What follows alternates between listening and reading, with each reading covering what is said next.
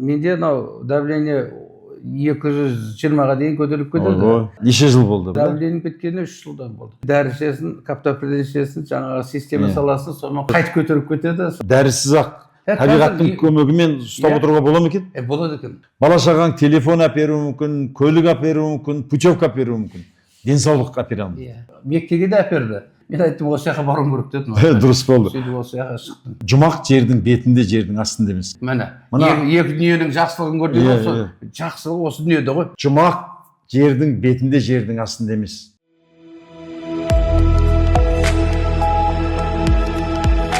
Дәрсіз денсаулық.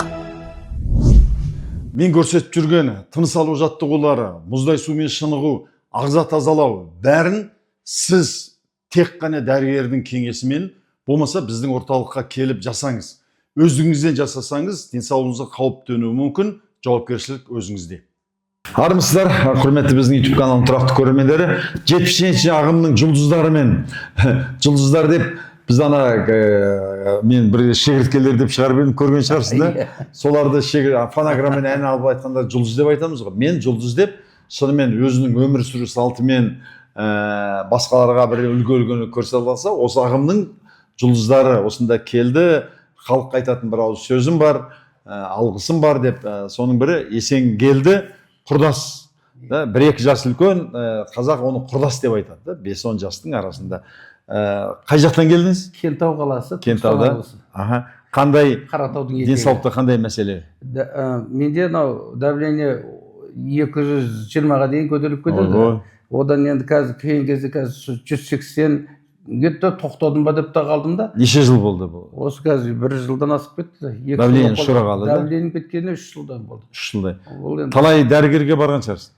Дәрі ғой енді. Ішесің, дәрі ішесің, каптоприлин ішесің, жаңағы система саласың, сонымен қайтасың, сосын кейін қайтадан көтеріледі. Қайтып көтеріп кетеді. Біраз енді оның барлығы мен енді қайдан екен білемін, негізі стресстен енді бұл. Қандай қызмет істедің? Мен енді 20 жыл шахтада істедім, 12 жыл жер астында. Одан проходкіден бастап начальник участка аяқтағым жұмысты. Одан жаңа перестройка басталып кетті. Одан артында мен жаңа өмірді Кентау қаласын тазалықпен қамту керек деп орыстар кетіп жатады. Мынау орыстар кетіп жатқаннан кейін қазақтар ертең өстіде болып қалады деген намыс болды. Сондай болып кетіп жатты. Сол кезде мен көтеріліп, жоқ Кентауды ондайға жеткізбеймін, мен осыны тазалықпен айналысамын деп қаланың өзім жеке меншігімен, одан кейін акиматқа алып келді мені. Сонымен 11 жыл тазалықпен айналыстым. Кентаудың тазалығын басқардым. Енді таныс бар, қолжетімді дәрігерге бардың, бірақ шындығында қайран болмады ғой, давление қалпына келмеді. Енді ол рас енді. Оны енді қазаққа білесіз, ішетініміз бар, жейтініміз бар, басқа бір өз бойымызға, денемізге қарамаймыз ғой. Бұйырғанын не қыламыз да, тойды. Нәпсі бар. Әртүрлі нәрсе бар енді. Сосын кейін осы көңіл енді ортада жүрген қазақы, жалпақ тілмен қазақ азаматтарымыз ғой. Шахтадан өскен жігіттер не болады? Кәнекпіз. Сол намыс бар, сол не бар? Енді сізді жаңағы ютубта неде көп көреміз. Алғаш кезде әртүрлі әңгіме айтылды. Басқа болды. Әр жерін қортып келетінде, енді қазақтың жастары көтерілу керек қой енді. Содан жаңағы қазақтан Жәкішевті байқап қалам, ананы байқап қалам, мынаны байқап қалам, сізді байқап қалам. Сөйтемін да, мынау медицинаға жұрттың өзінің ойын реклама етіп жатыр ма деп қоямын. Шын сөйлеп жатыр бәрі. Шын ішкі дүниесін айтып жатыр. Біз психологпыз ғой, қайсыдан түсінеміз. Қой мен ағам барайын. Сосын үйдегі әйелім айттым, жүр барып қайсы, сен барып қайсайшы, алдымен көріп қайсайшы, жаңа маған суық болмайды дегенде алып. Одан кейін, тәуекел мен бұл деп, өзім негізі, өзімнің семьямда келіндерім біреу терапевт, біреу невропатолог жағында осындай қызметтері бар. Мынау біздің қызмет істейтін жерге келіндерге көмек беретін болса, мынау дәрігерді білеміз. Дәріні білеміз, дәрімен қамтамасыз бар. Мына системаны білсе, табиғатпен мынау емделу деген ол үлкен не ғой, рейтинг қой, дәрі пайдалы. Соны бір көрсете, көмек берейін деген ой менді. Ана арбаның алдында шығып өзім көремін. Сөйтіп келдім. Сол мені көңілімдегідей болды. Мен түсінгенім, өзімнің ағзаңның біріншіде ауруыңды білетін болса, сол ауруға не, қандай пайдасы бар деген келтіріп. Мен түсінгенім, тәніңді жаңа полный кислородпен тазалаумен, ауамен, қанның ішінде ауа бар ғой, кислород бар ғой, соны қамтамасыз ететін жолды білдім. Одан жаңағы мұздай сумен жуыну ол адамға стресс. Адамды ойландырады. Соған уже мұздай сумен жуған кезде, мұзды сумен жуған кезде адамның денесі тырыл деп өзі басқаша не қылады. Асы оның орнына жаңа азаматтарды жаңа үйретті ғой, жаңа қандай демалу керек. Ауаның қандай пайдасы бар. Диафрагмальное дыхание. Дыханияларды істеу. Алғаш кезде жаңағы бірінші кезде қойып кеттім, жаңа сөйтіп демаламай қалдым.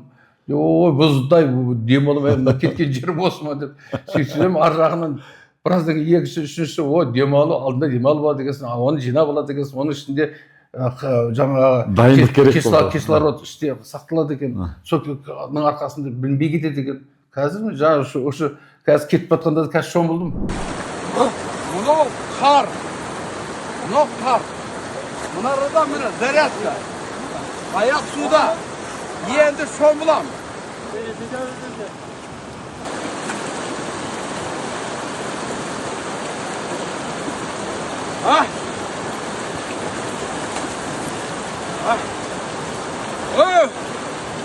Мына бұл қардың ортасында мұздай суға түсу қандай рахат. Шомылы мұздай суға оны кентауға аман жақсы болды. Мен соны сол жағынан негізі бар ғой, мен айтатыным қазақтың балалары, азаматтары өсіп кету керек. Басқадан мықты болу керек. Біздің қанымызда, тәнімізде мықтымыз ғой. Арымыз, намысымыз бар. Ой, мына ауылда осындай болып жатқан кезде, елді анандай болып жатқан кезде, патша анандай болып жатқан кезде бізде жастар көтерілу керек қой.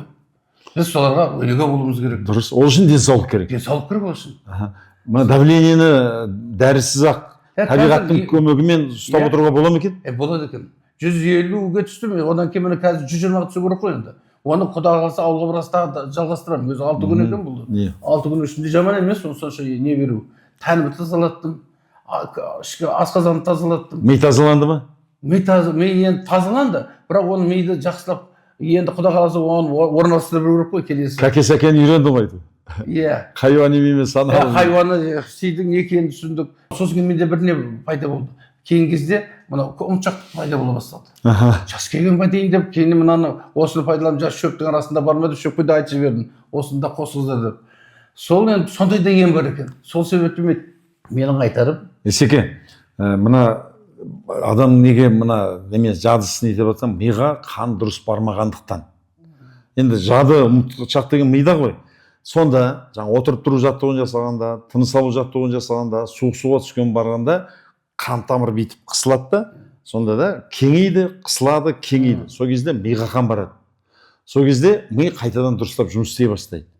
Міне осының адамның алжи бастайтыны, жадысының төмендей бастайтыны миға қан бармау. Миға қан барғаннан кейін таңертең тұрып алып бата жаттау керек. Құдалыққа барасың. Мұқағалидың, Абайдың, Мұхтар Шаханов ағаң бар, соның өлеңдерін жаттау керек. 25 жасқа дейін осы домбыраның арасында біраз жеке айтатын өлеңдерім болған ол. Енді өмір алда. Енді соны ұмытшақ болып кетті қазір. Жоқ, нағыз өмір 60-тан кейін басталады. Балашаға жетілді. Енді әлемді аралап, қызығын көру, денің сау болуы, өзіңе жұмыс істеу 60-тан кейін өмірдің қызығын көру. Мұқағалидың мынандай өлеңі бар. Заулап өткен заман-ай құраттайын дейді. Сырғанаған айлар-ай сынаптайын. Өксі көңіл өткізген күндеріңе, өксі көңіл мен сені жылатпайын. Білмеймін, қарасама, сайбарама, осы өмір асығады қайда ғана. Көшін тартып барады қайран жастық, оянған соң қарасам айналама. Қалмасам деп сол көштен далбасалап, жалын тартып армақтың жармасамақ. Адуынат ауыздық салғызбайды, қалан қалған мені бір жанға санап. Шіркін-ай, құлағынан басып тұрып, арқасын қасып тұрып, жастық көшін жалтартпай қуар едім, шалқытып көбігіңді шашып тұрып. Өксі көңіл, мен сені жылатпайын, өкси берсі жалғызтал бұлақтайын, күзден қалған күрең бір жапырақтай, жабысып ап жағыңда шуақтайын дейді. Өмірдің көктемі болады, оны өттік, жазы болады, оны көңілдің күзі келді. Әсеке. Күзі келді деген сөз жемісін теріп, жабысып ап жағыңда шуақтау, қызығын көру. Сондықтан сіздерге де айтатыным, әкелеріңіз, шешелерің 70-80-ге келіп біттім десе айтыңдар, жоқ. Мен көрсеттім ғой бана 80-дегі 90-дағы кемпір шалдар не істеп жүргенін. 80-90-нан кейін де өте сапалы өмір сүруге болады. Ол үшін давлениең қалыпты, қантың жоқ, Иә. денсаулығың жақсы, бала шағаның қызығын сонда көресің. Бала шағаң телефон әперуі мүмкін, көлік әперуі мүмкін, путевка әперуі мүмкін. Денсаулық әпере алмайды. Иә. Дұрыс. Денсаулық өз қолымызда, солай ма? Иә, өте орынды. Жайлы орында деп айтасыз. Себебі бәрін осы Меккеге де әперді. Егер мен айттым осы жаққа баруым керек дедім. Дұрыс болды. Сөйтіп осы жаққа шықтым. Себебі Жұмақ жердің бетінде, жердің астында емес. Келісесіз бе?